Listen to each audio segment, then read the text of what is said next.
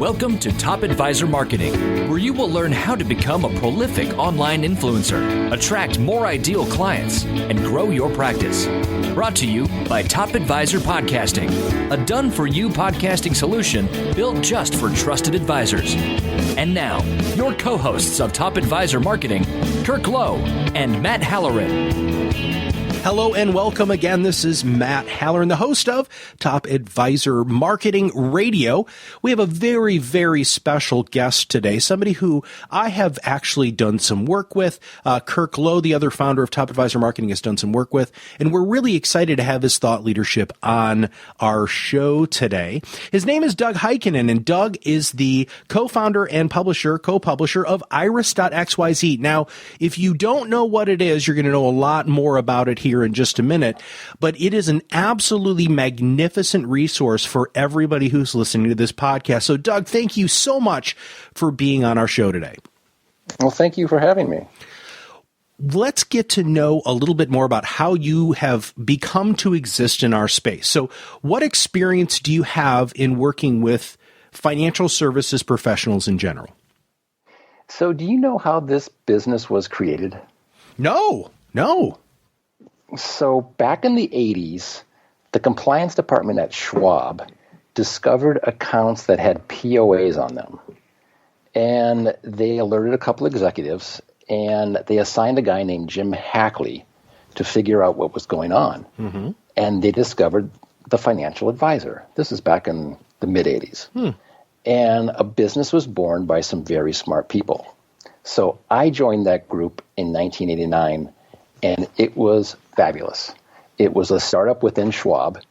It was an area that went against the grain at a discount brokerage that was going against the grain. Mm-hmm. And back at that time, I was the 32nd person hired into that area, and we got to do everything. What is a POA? Power of attorney. Oh, power of attorney. Okay. Yep. Okay. Yeah. So we got to do everything. We got to answer the phones. There was a blank slate to create. And we asked our clients what they wanted us to build.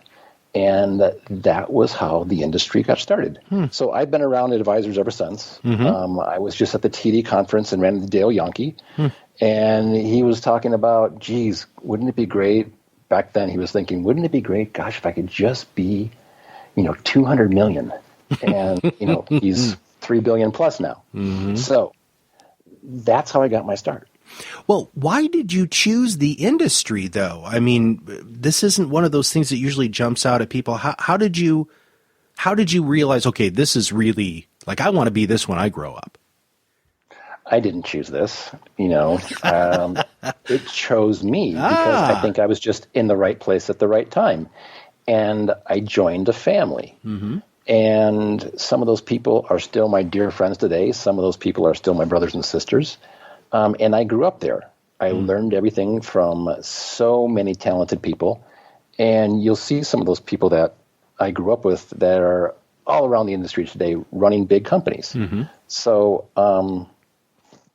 that's how I chose the industry. It chose me. Well, so let's switch gears and talk about IRIS.xyz. So that's a pretty big shift, man. So going from this family and obviously the industry, but tell us a little bit about what does IRIS do and who do you do it for? IRIS is a contributor-based platform, website, media company that publishes content from over 400 contributors from 30 countries. It's a site that helps advisors and entrepreneurs better their businesses through an amazing array of verticals from experts in each vertical. Okay. How do you find the verticals? How do you find the experts? We have gone out to them through many, many ways. Social media, they found us. We've asked them. We wanted to create a platform where everybody had a voice. Mm-hmm. A lot of people are producing more and more content and finding it hard to get their content published. Mm-hmm. So we wanted to be a place where if people were talking about smart things, helping advisors, helping entrepreneurs, they could get their content published, no matter where it's from. And I think that's so important that we're that kind of place. From ideas can come around the world because the world's getting smaller and smaller. Yeah. So we publish content from people all over the world. Well, and you've published some of my stuff, and I really appreciate it. And honestly, it's gotten some of the best traction out of anything I've published independently. If I publish something through LinkedIn, I might get, a couple hundred people look at it. But when I publish stuff through you, that's like a 10 times multiplier. But so I want to thank you for that. And that's one of the reasons I'm so grateful you to be on the show, because I wanted to publicly thank you for giving me the opportunity to get my voice out a little bit more too. Well, thank you. And that's the whole point. We're not just publishing. We're a new media company. We're a social media company. We're a content marketing company. Mm-hmm. So we're doing all those things for all of our contributors. Well, so advisors a lot of times don't realize that they also are entrepreneurs. So how does the IRIS service and people logging on and looking at the sites, how does that help financial services professionals specifically? Well, it's depending on what you're looking for. We want to help advisors and entrepreneurs in every way possible, depending on what they're looking for. We help them market with what they do, or our contributors help them market what they do, help them become better as individuals, help them with technology, help them with their clients, with their employees managing their business. There's everything on there. If you think about an advisory firm, they have business development, they have operations, client service people, principals.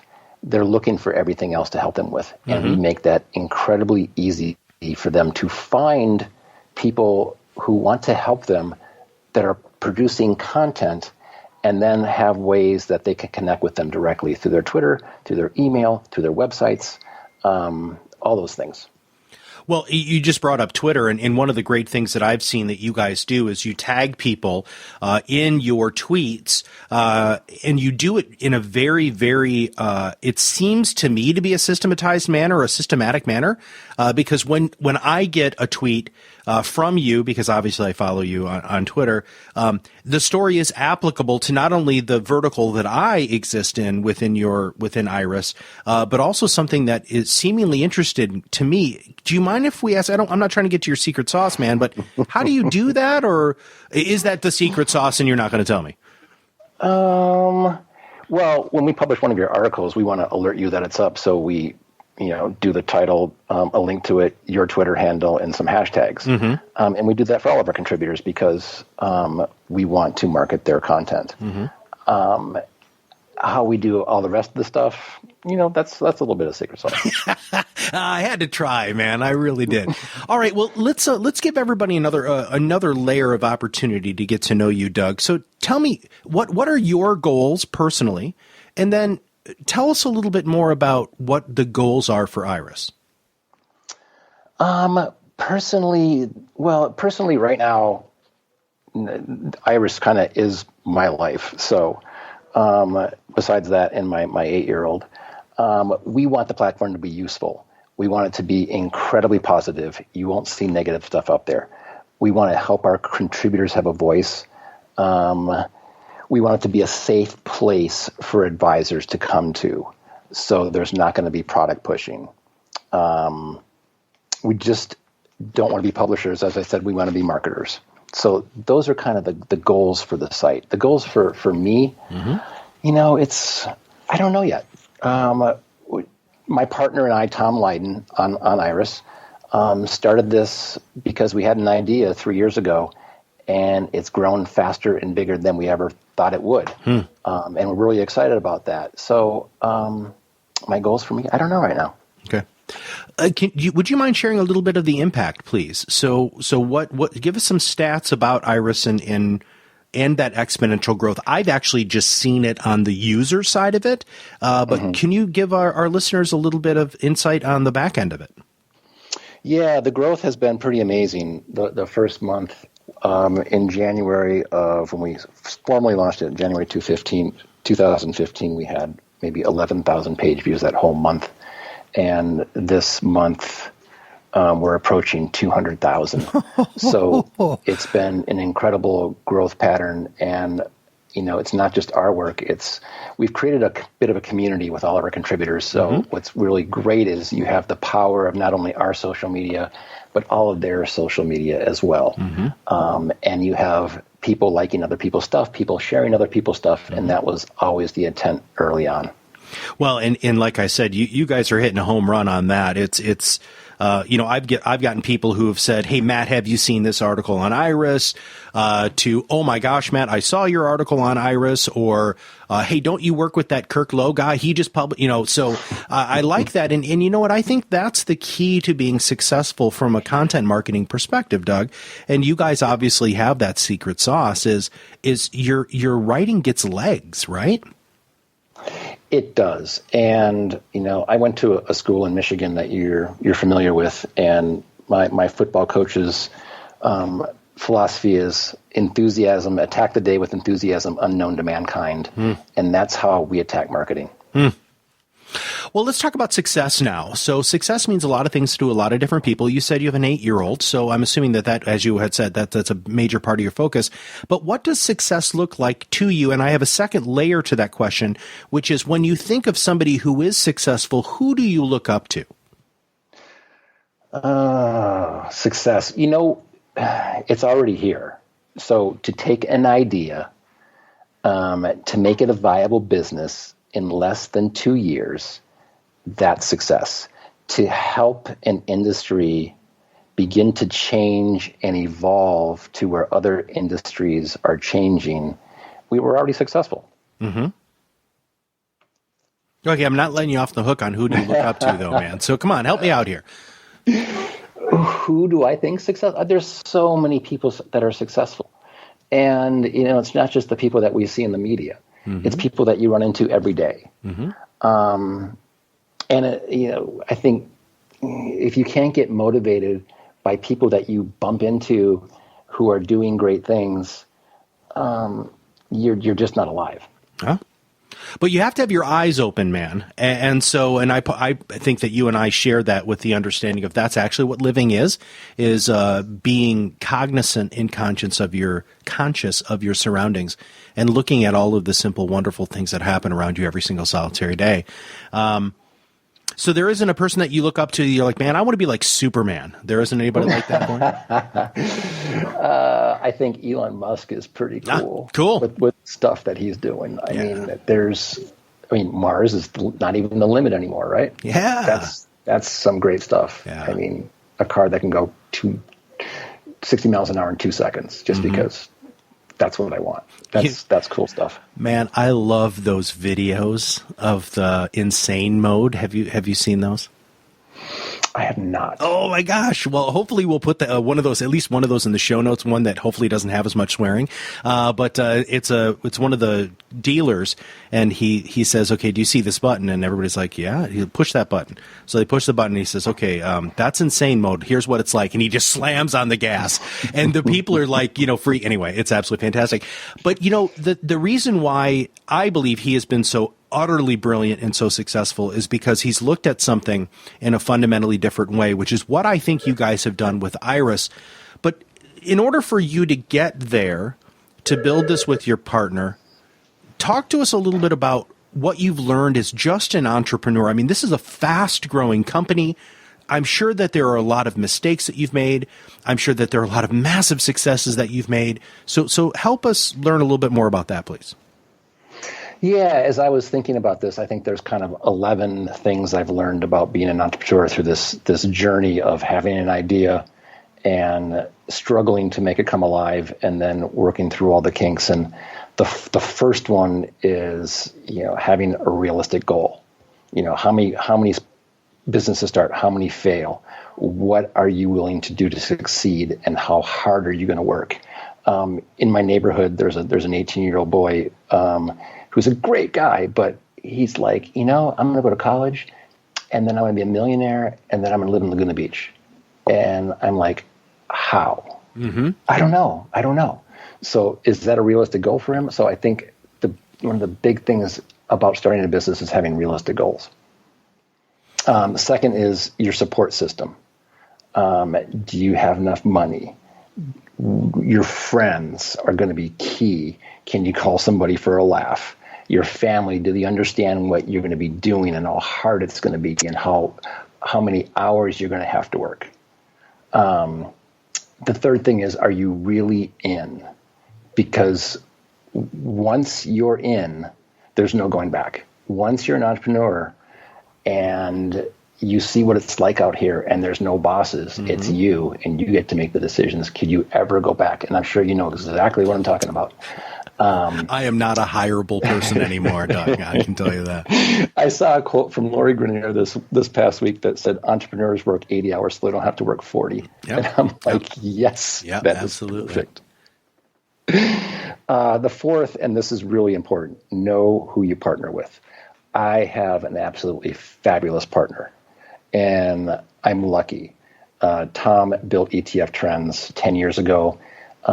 So he bloodied his nose for 10 years.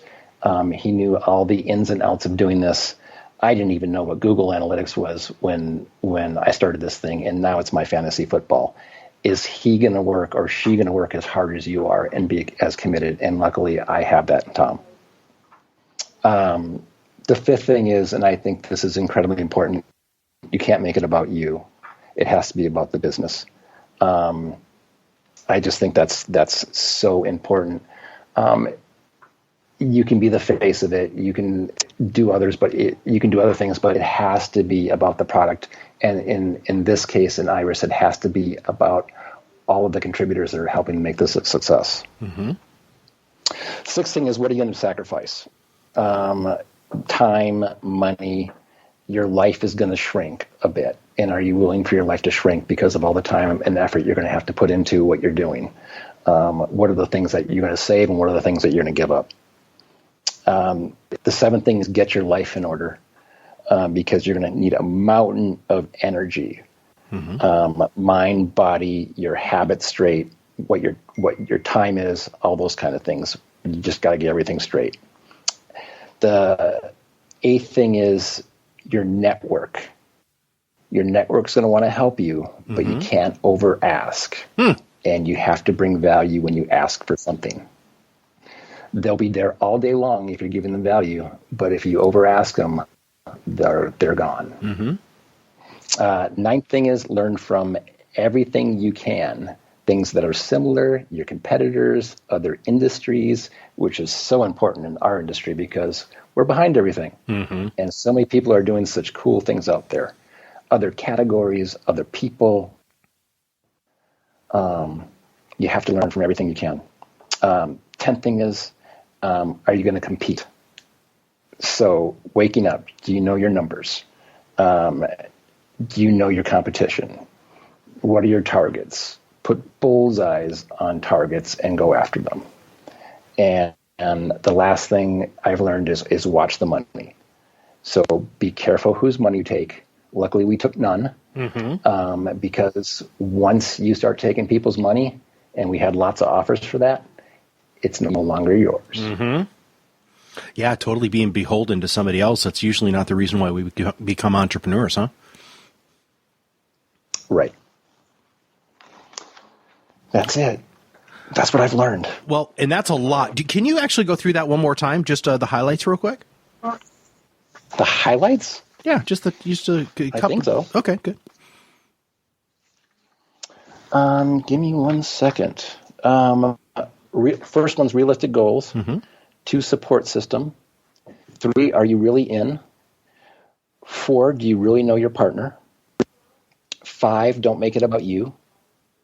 6, you're going to have to be willing to sacrifice. 7, you're going to need a mountain of energy. 8 is your network. Use your network wisely. 9th, learn from everything that you can. 10, compete. You're going to have to compete. And 11 is watch the money. Where do you find the strength to do this? Where do you get your inspiration from? Because you are working so hard with a startup, doing something fundamentally unique and different. How do you recharge your batteries?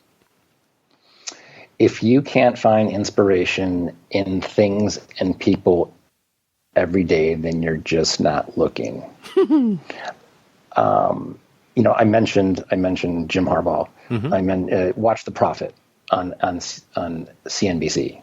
Marcus Lemonis. Watch that guy. You'll learn something.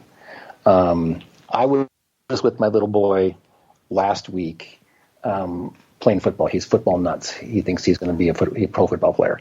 And we were at a middle school throwing the ball, and this older man came up, and he had 2 dogs, and the dogs started playing defensive back, and we had a great time. Yeah. And we all walked off together, and he was saying that it was great that we were making it so much fun because he saw a lot of parents that don't make it fun, like make it a drill. And he said, back in the 60s when I played for the Tigers, we didn't even lift weights. And I'm looking at him and trying to figure out what he was, because I grew up in Michigan and listened to Ernie Harwell.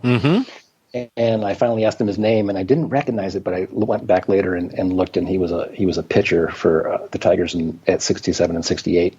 And he said to me, I golfed with Johnny Miller a couple times, and Johnny Miller's sons were golfers. And I said, what did you learn about being a parent with them? And he said, I always tell people, leave before they're ready to go, and then they want to come back. So the point of that story is, if you're listening to people, if you take the time to listen to people, you're going to learn something. And there's nuggets out there all the time. Well, Doug, you just have to open your eyes, open your heart, and it's there. I was just talking to a gentleman earlier today. I was doing a podcast with him, and he said, Matt, what do you like about podcasting? I said, what, are you kidding me? I get to sit back, ask questions, and listen to brilliant people talk. And it's like just me and them. And he's like, wow, I never thought of it that way. I was like, this is like the greatest job in the world for me, because it forces me to practice mindfulness. It forces me to practice my listening skills every day. But it also just gives me the opportunity to ask guys like you, what makes you tick, why you're successful, what do you want to pass on to other people as just some really good wisdom to help them with life. And Doug, you just gave us that nugget right there. Every time I do a podcast, I'm looking for the gold. And what you just said there and how you just said that was an amazing story and a great nugget of gold that really doesn't have anything to do with financial services, right? It has to do with life. But you can't separate your life from your business, because it is all just living. So I know people are going to want to contact you. And how should people do that? So let's say they want to occupy a space on IRIS, or they want to be able to contact you or find you. How can they do that? It's all on LinkedIn, or you can email me at dh@iris.xyz. My phone numbers are readily available. Information's on the site too, under on the menu tab. You can find me there. And I was really quite surprised how responsive you were. And I know as you get busier and busier, that quickness is probably going to at least lag just a little bit. I remember the last time I submitted a story to you. It's not going to lag, because that's not how I was taught. All right. Yeah. Good response to that, man. I love that. And so just so everybody knows, I had emailed you in the morning. You had responded to me that day, and my article was within, I think it was like 24 to 48 hours. And you even made it look better than when I wrote it. I don't know how you did that, but it was freaking awesome. That's the intent. Yeah, well, you guys are doing a great job. And hey, thank you very much for allowing me to interview you today. Thank you very much for all of the people that you've been able to take their stories and make them heard. It's so powerful. I think what you're doing is a game changer in our industry and just business in general. So personally, for all of us here at Top Advisor Marketing and Top Advisor Coaching, I want to thank you very much for what you're doing. Well, thank you, and I really appreciate the opportunity. You guys are doing a great job, you and Kirk. Well, thank you. Well, and so we just got finished interviewing Doug Heikkinen, who is the co-founder and publisher of IRIS.xyz. If you want to check him out, please do. It's very, very simple. It's IRIS.xyz, super duper easy to remember. And I can tell you that you can spend a lot of time on that site learning a lot of really amazing things. So thank you very much, and we'll see you on the other side of the mic.